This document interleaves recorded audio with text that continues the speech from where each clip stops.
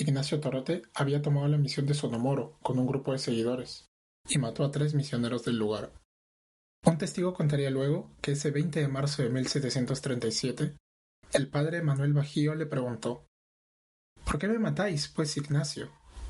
A lo que la Xánica respondió: «Porque tú y los tuyos nos estáis matando todos los días con vuestros sermones y doctrinas, quitándonos nuestra libertad». Mi nombre es Sergio Sáez y en este episodio hablaremos sobre las rebeliones de la Selva Central. Estamos a punto de cumplir 200 años como país. Sin embargo, mucha de nuestra historia, de miles de años, está cubierta por una neblina de ideas ya superadas y de leyendas. En este programa, Sergio intentará disiparlas y hacernos ver cómo aún hoy se conservan varios elementos de nuestro pasado. Aprenderemos que el Perú tiene más de 200 años. Es bastante común referirse a la rebelión de 1780 de Tupac Amaru II como el primer grito de libertad en América. Y sí, es cierto que este fue el primer movimiento que no solo terminó buscando una separación de la corona, sino que llegó a abarcar una gran región y juntó a una enorme cantidad de población. Junto con el movimiento catarista, el levantamiento que sucedió en el actual territorio boliviano, casi al mismo tiempo que el de Tupac Amaru, fue la rebelión indígena más importante hasta ese momento. Pero creo que es importante reconocer que también hubo varios levantamientos a lo largo de la colonia. Los abusos a los que era sometida la población indígena motivaron ataques contra los encomenderos, sacerdotes y misioneros, que veían en ellos a una población atrasada, casi salvaje, a la que había que educar en el cristianismo y las costumbres europeas, mientras que se intentaba destruir su cultura. Y todo esto no solo sucedió a lo largo de la cordillera de los Andes. La selva fue también un territorio con una historia llena de conflictos, en donde los españoles vieron poblaciones salvajes, que o debían ser exterminadas, o debían ser salvadas con la conversión cristiana. Soy consciente de que actualmente se pronuncian muchas voces pidiendo que, entre comillas, no juzguemos al pasado con una moral moderna. Y, bueno, es cierto que no obraban necesariamente por maldad. No todos. Sí es verdad que muchos sacerdotes creían que la conversión de los indígenas era para salvar sus almas del pecado. Pero eso no elimina los abusos.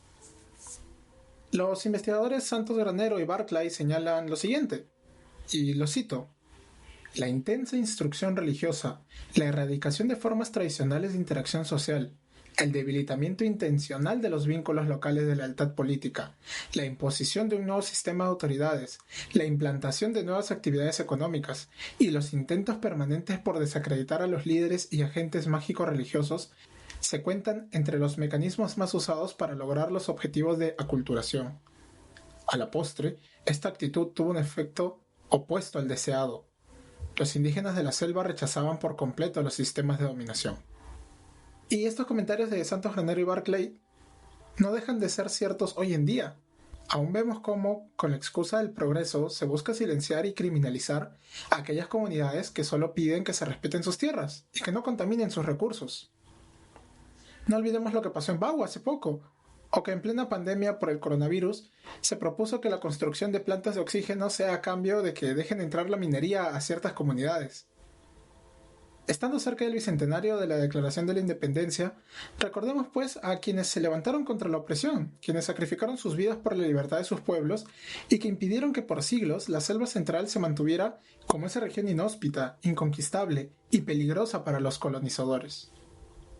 Empecemos. Desde la época incaica, la selva había sido un territorio difícil de penetrar.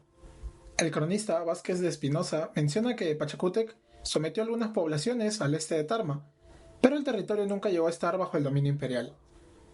En general, las incursiones serranas fueron infructuosas, y lo máximo que se alcanzó fue a colocar colonias en la selva alta para poder obtener ciertos productos, como la coca.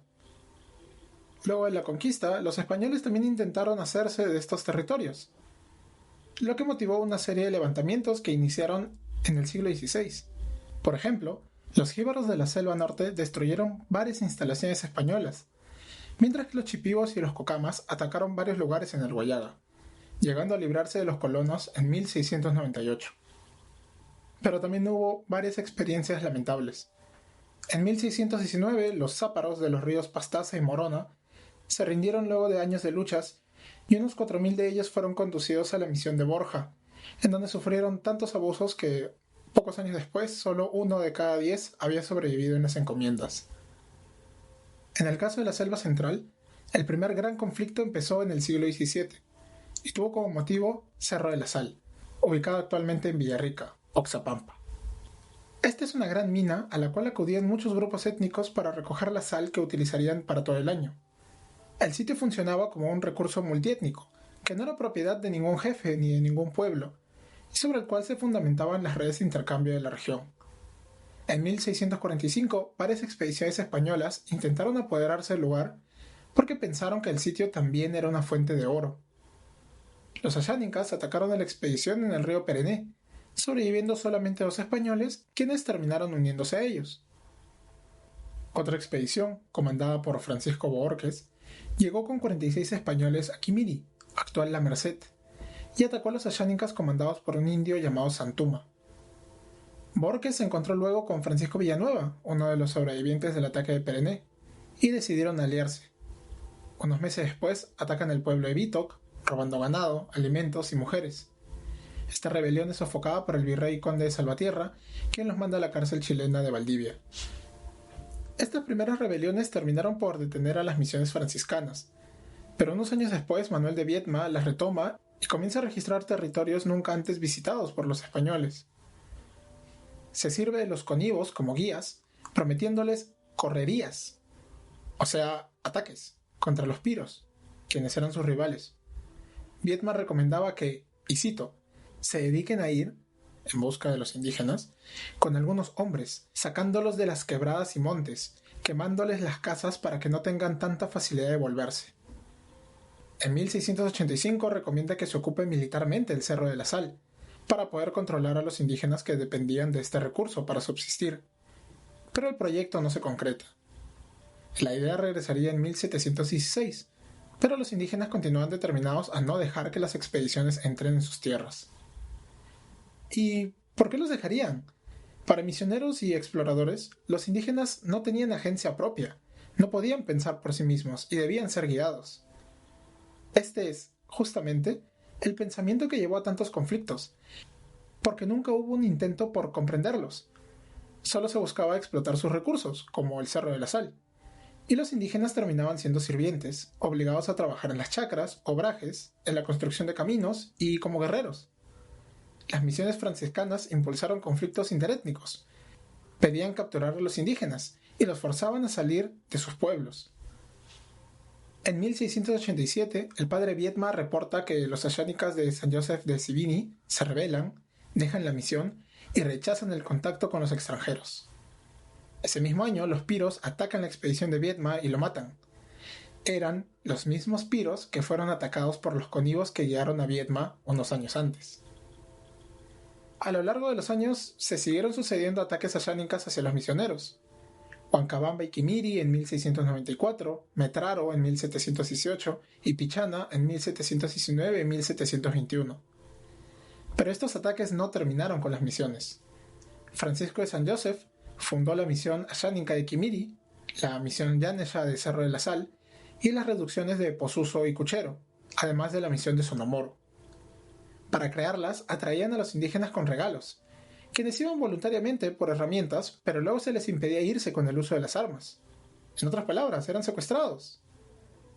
Esta población cautiva terminó siendo víctima de epidemias para las que su sistema inmunológico no estaba preparado, y se diezmó a su población. Es en este contexto que en 1724 el curaca ayánica Fernando Torote, junto a su hermano Miguel Preboste, se alió con los piros y mochobos para atacar a los misioneros.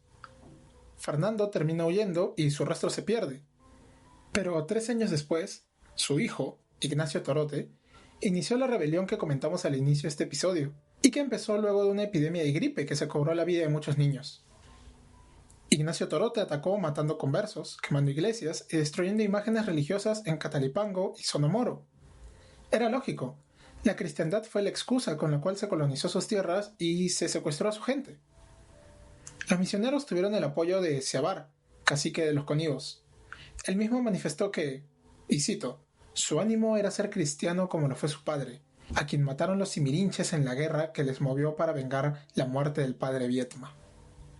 Con simirinches se refiere a los piros, y nuevamente vemos cómo las acciones de las misiones terminaron por crear nuevos conflictos interétnicos, o en todo caso, exacerbarlos, y generar una serie de ciclos de venganzas que solo terminó diezmando más y más a la población. La rebelión termina siendo sofocada hacia finales de año. En octubre, Bartolomé Quintimari, curaca de Sonomoro, esposo de una de las víctimas del ataque de Torote, captura a dos de los rebeldes, Francisco Mikizawa y Manuel Sumonte. El gobernador de fronteras, Benito Troncoso, viaja junto a 60 hombres armados y captura a otros 36 aliados de Torote, entre ellos su tío Miguel Preboste, el 23 de noviembre. Todos fueron ejecutados en diciembre, y las manos y cabezas de Preboste, Mikizawa y Sumonte fueron puestas en los caminos como advertencia, algo que harían nuevamente unos 40 años después con el cuerpo de Túpac Amaru II. ¿No se suponía que los salvajes eran los indígenas?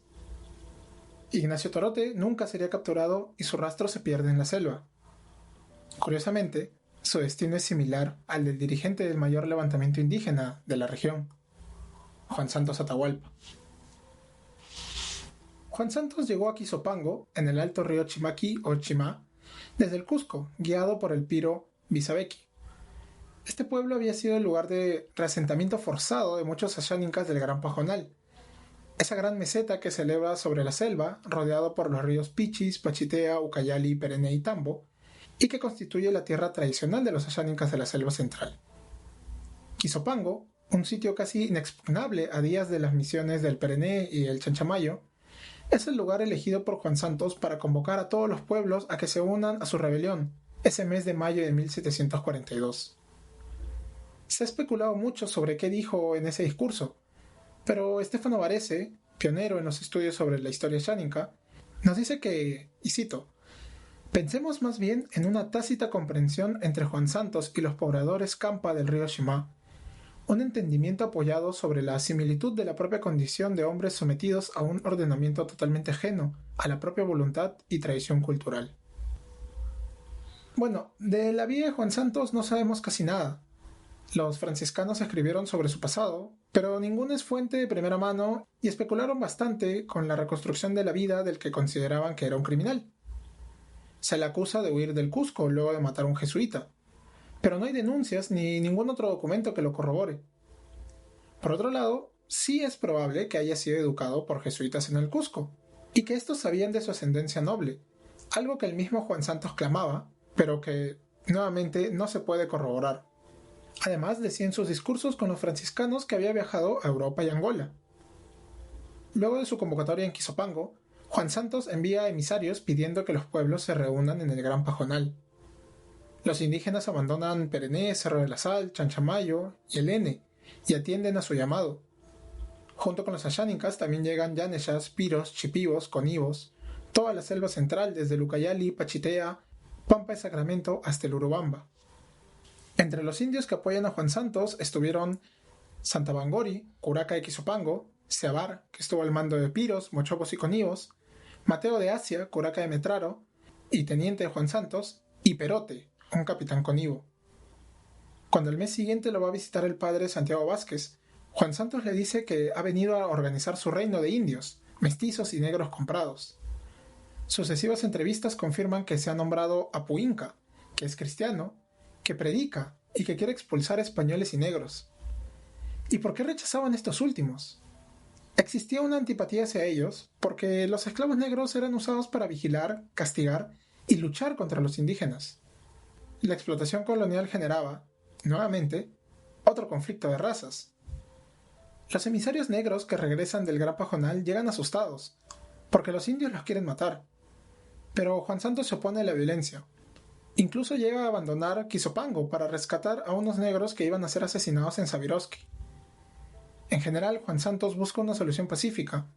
Solicita que envíen al padre Manuel del Santo para conversar, pero su pedido es ignorado. Esta visión más pacífica que nos muestran los primeros reportes va a ser olvidada por los franciscanos, que pasarían a criminalizar, a demonizar a Juan Santos. Su único deseo es recuperar el reino que los españoles le robaron, y quiere expulsar también a los negros, que regresen a África en donde tienen su propio reino, pero que podrían quedarse quizás como sacerdotes en los Andes. Los únicos españoles que toleraría que se queden serían los sacerdotes, para que evangelicen. Y si ellos no quieren, entonces iba a pedir que ordenen a los indios como sacerdotes. Es evidente pues que el movimiento tiene un componente racial importante, pero eso no impidió que algunos negros, como Antonio Gatica, ayudaran a los rebeldes. En septiembre de 1742, el gobernador de las fronteras de Tarma, Benito Troncoso, logra reunir unos 100 hombres y decide entrar a la selva, pero no encuentra a nadie. Los indios habían desaparecido. El 17 de ese mes, la gente de Juan Santos mata al padre Domingo García en venganza por los abusos del religioso. Para octubre, las fuerzas de Troncoso atacan Quizopango y mueren unos 10 o 12 indígenas, entre ellos el curaca Santa Bangori. Por su parte, las fuerzas del español Pedro Milla sufren emboscadas y pierden muchos hombres. Las lluvias obligan a un alto en las incursiones españolas, pero para agosto Juan Santos logra capturar a 2 espías que son devueltos con el siguiente mensaje: que se vayan, que no querían hacer mal a nadie, sino que le diesen lo que era suyo. La llegada de cientos de indios al Chanchamayo obliga al padre Lorenzo Núñez a huir a Tarma, en donde la población celebraba justamente la llegada de Juan Santos. Ante ello, a la ciudad llegan 200 milicianos, con el objetivo de terminar con el rebelde. Llegan a Quimiri y construyen un fuerte el 8 de noviembre. El grueso de este ejército regresa a Tarma y deja a unos 80 hombres pertrechados, que son rápidamente asediados por Juan Santos. Después de un mes aguantando, intentan huir, pero son diezmados en el camino.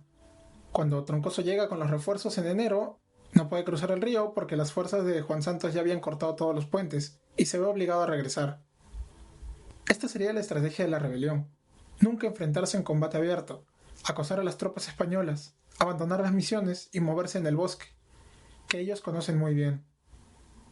Las fuerzas españolas iban mellando y la moral se perdía, por lo que tendrían que pasar 3 años más para que se atrevieran nuevamente a entrar a la selva.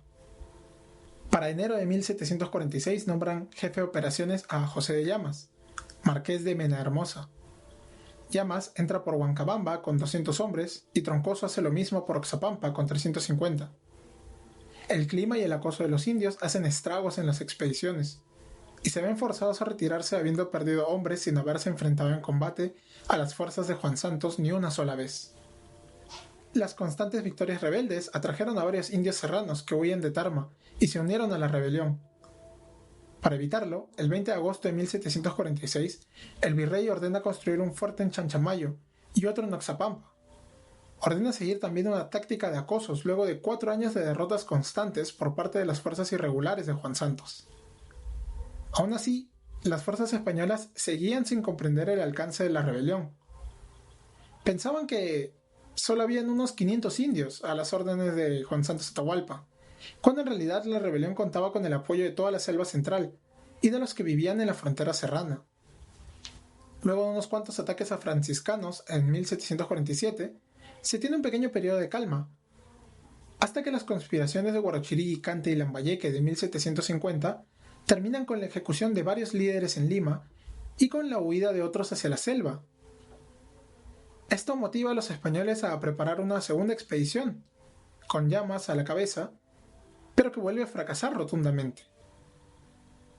Contrariamente a la actitud de las autoridades, el padre Joseph de San Antonio pide una solución pacífica para la rebelión, para lo cual pide que se termine con la explotación y los abusos que llevan a los indígenas a rebelarse y alejarse del cristianismo.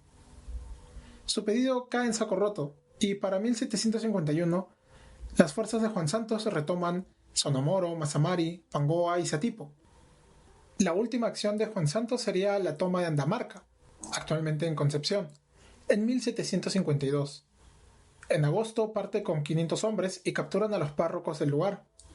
Para cuando llegan los refuerzos ya se habían ido con el ganado que tomaron, sin conseguir el apoyo de los serranos. Habían pasado ya 10 años desde la proclama de Quizopango, y Juan Santos llevó a los Ashánicas, Yaneshas, Piros, Conibos y Mochobos a recuperar todas sus tierras, a expulsar a todos los misioneros. No se conoce cuál fue el final de Juan Santos. Cuando en 1756 el brigadier Pablo Sáez de Bustamante entra a Quimiri, encuentra una cruz en la plaza. El indio Perote le diría al padre Salcedo: desapareció su cuerpo echando humo. Las acciones de Juan Santos Atahualpa llevaron a diversos pueblos de la selva a volver a controlar su territorio. Gracias a esta rebelión, la región volvió a ser independiente, libre de soldados y misioneros.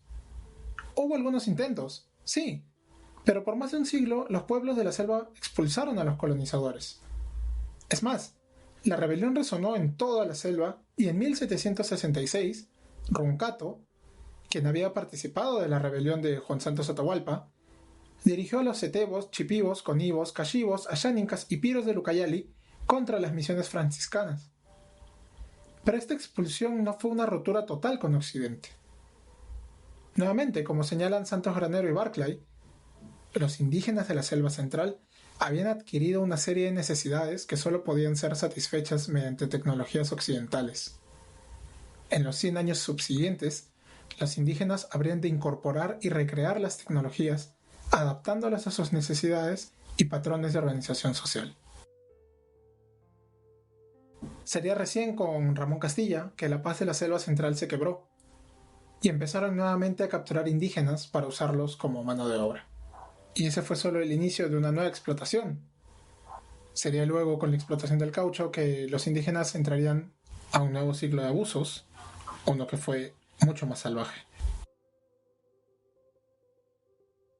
Con este capítulo quería recordar estas rebeliones que se estudian muy poco, pero que son importantes para entender la historia de esta parte del país que muchas veces olvidamos que es parte del país. La selva ha estado habitada por miles de años. Si les interesa, podremos cubrir en algún capítulo la arqueología de esta región, que es muy rica y que ayuda a entender mucho mejor los procesos, los desarrollos de los pueblos serranos. Si quieren un poco más de información sobre las rebeliones de la selva central, les puedo recomendar los siguientes trabajos. Carlos Dávila tiene un artículo titulado Rebeliones nativas en la Amazonía peruana, que lo pueden encontrar googleando, está en varias partes en internet, pero tiene una relación de todos los informes que tenemos de estas rebeliones que, como ven, no son grandes movimientos indígenas, excepto lo de Juan Santos. Son a veces pequeñas incursiones, pequeños ataques, pero que reflejan este sentimiento, ¿no?, de hastío, de fastidio contra aquellas personas que vienen a romper toda su forma de vida. Un trabajo que creo que es una excelente introducción para el estudio de las poblaciones ayánicas es el de Stefano Varese, La sal de los cerros, resistencia y utopía en la Amazonía peruana. Originalmente publicado en 1968, ha tenido varias ediciones y yo recomiendo bastante la que sacó el Congreso en el año 2006. Hasta ahora la venden, que tiene un prefacio nuevo del autor, que tiene correcciones, que tiene artículos recientes sobre antropología de la selva, y más que un trabajo etnográfico, es un recuento de toda la historia que se tenía hasta ese momento sobre la selva central, y que aún a más de 50 años de su publicación sigue siendo un libro base. Esta zona ha tenido muy pocos escritos, principalmente lo que tenemos son los diarios, los reportes de las órdenes religiosas, y bueno, ya vimos cuál es el sesgo notorio que tienen. Hay una tarea pendiente que es el recuperar la historia oral de estos pueblos y que cada vez se está conociendo mucho mejor. Y por último, un artículo de Nila Vigil en Anales de Antropología que se llama Poblamiento y ocupación de la selva central del Perú, la conquista del territorio ayánica. Y que esta sí es toda una síntesis de que no solo toca las rebeliones, sino que habla de todos los intentos por entrar y ocupar esta región, llegando hasta la época del caucho y todos los problemas y los horrores que tuvieron que pasar. Igual dejaré el link en la descripción. Felizmente tiene el artículo libre y disponible en su perfil de ResearchGate. Este capítulo me ha motivado a hablar sobre la época del caucho, lo que significó para estas poblaciones. Si les interesa, avísenlo, coméntenlo y como siempre hagan sus críticas y preguntas, déjenlas en la caja de comentarios o escriban a la cuenta de Twitter de este podcast, @más de 200 en números. Espero que les haya gustado el capítulo. Si es así, compártanlo, compartan los otros capítulos también. Ayúdennos a llegar a mucha más gente. Muchas gracias por escucharme. Nos vemos en el siguiente episodio.